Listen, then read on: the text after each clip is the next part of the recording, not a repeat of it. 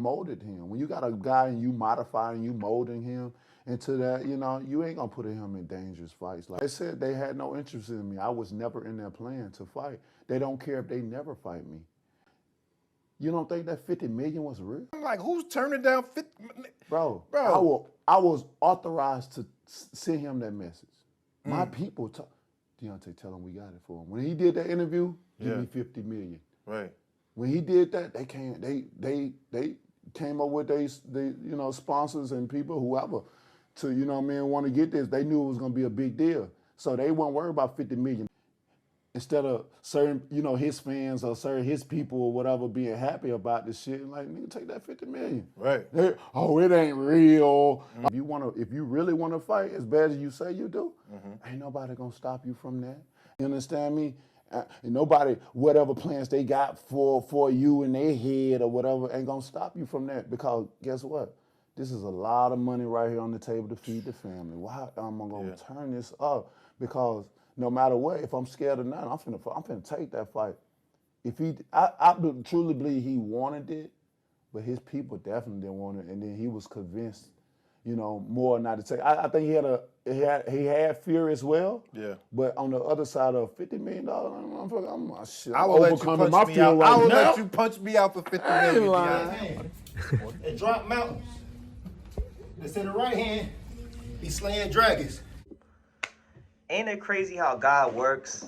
I literally just got done talking about how the fight to make in the career Anthony Joshua before he retires is the Deontay Wilder fight.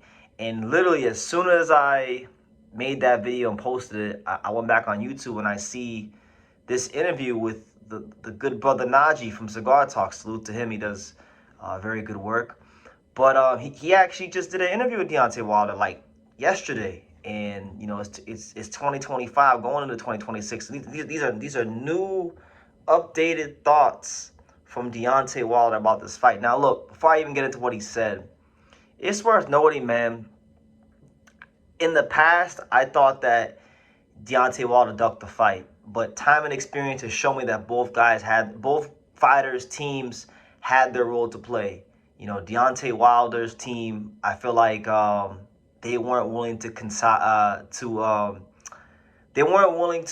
concede being anything close to a B-side to an Anthony Joshua fight, even though Anthony Joshua is the bigger commercial draw. Anthony Joshua's team, I think, let's be real, they definitely weren't upset about Anthony Joshua not fighting Deontay Wilder because they could still ride the gravy train in the UK. Anthony Joshua was selling, he was selling out Wembley Stadium, Tottenham Stadium, or back then they didn't have Tottenham Stadium. Back then it was like Wembley Stadium, the Millennium Stadium. He was selling out all over the country with or without Wilder. So I think they did what they needed to do to try to make the fight happen to a point, but they weren't really like hell bent on getting it done. So, I'm saying this to say that both sides had the role to play. Takes two to tango. And you need to mutually agree on a fight, and both parties couldn't, right? So with that being said, Deontay Wilder's coming out and saying, look, I had this $50 million for you back then, and you didn't want to fight it. You didn't want to fight. That he was sent by his team to send that offer to him, right? Because that $50 million was real. Now, that may be true. I know back in the day I said a lot of things about that, but that might be true. But we're adults here, and we can compartmentalize. Two things could be true because, yes, it is true. You did have 50 million for Anthony Joshua, but it could also be true that Eddie Hearn, Matchroom Boxing, and all parties involved, maybe they did have that April 13th date at Wembley Stadium on hold. Because if you guys remember, when Anthony Joshua's contract renewed I think it was 2018 or early 2019, somewhere around there. Him and Matchroom had signed an extension.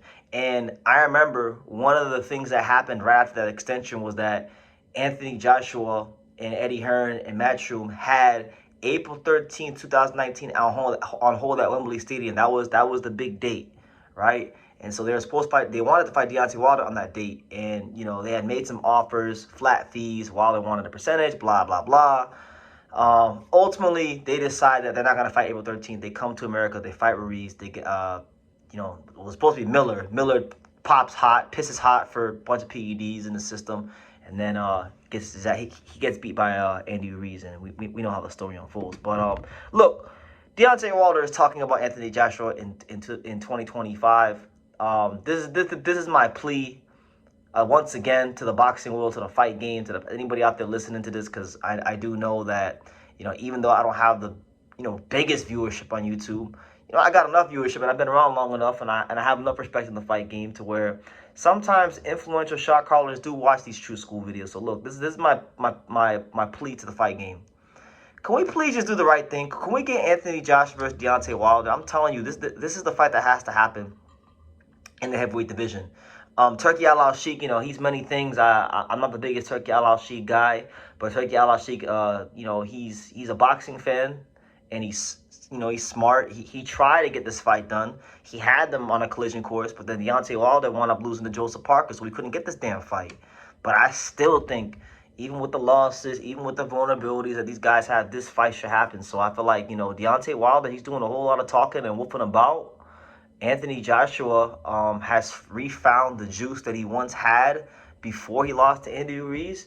Guys, please listen to me. Please. This is a true school consultation advisory tip free of charge. And this might be one of the last times I don't charge y'all asses, because I'm putting y'all on all this free game. Y'all need to do the Anthony Joshua Deontay Wilder fight. Wilder, you can hear it in his voice. He still feels some type of way about what happened in the past. I'm sure Joshua, he may act coy in the media, but behind closed doors, I bet you that if that paperwork got passed to him, and if it made sense for him, if it made sense for Wilder, I'm sure these guys will fight. Let's do the right thing in 2026. Let's stop being immature. Let's start doing right by boxing, because life is but so short, and we're coming to the end of this Fury Joshua Wilder era. And it's crazy because all these guys messed these fights up so much that none of them are the man of the era. That guy is Usyk, right? Unless Wilder, of course, fights him and knocks him out, then it's a different conversation. But right now, the man is Usyk. So my thing is, they owe it to themselves, and I think they honestly owe. I know fighters will say, like, well, you don't owe these boxing fans nothing, but nah, bullshit. These guys were in the driver's seat of the heavyweight division, and both of their teams fumbled the bag, and then they both screwed it up and didn't fight each other. So I feel like this is the fight that they owe the boxing fans, even if they're not what they used to be, even if they're vulnerable and the stakes aren't as high. I still think they're high enough, and there's enough history there. So yeah, man, Deontay Wilder, he sounds like he's still want to fight. Anthony Joshua, I wonder if Anthony Joshua wants to fight him. Someone ask Anthony Joshua. Thank you for watching True School Sports. Thank you for watching another video on the untouchable True School Sports empire, the home of boxing.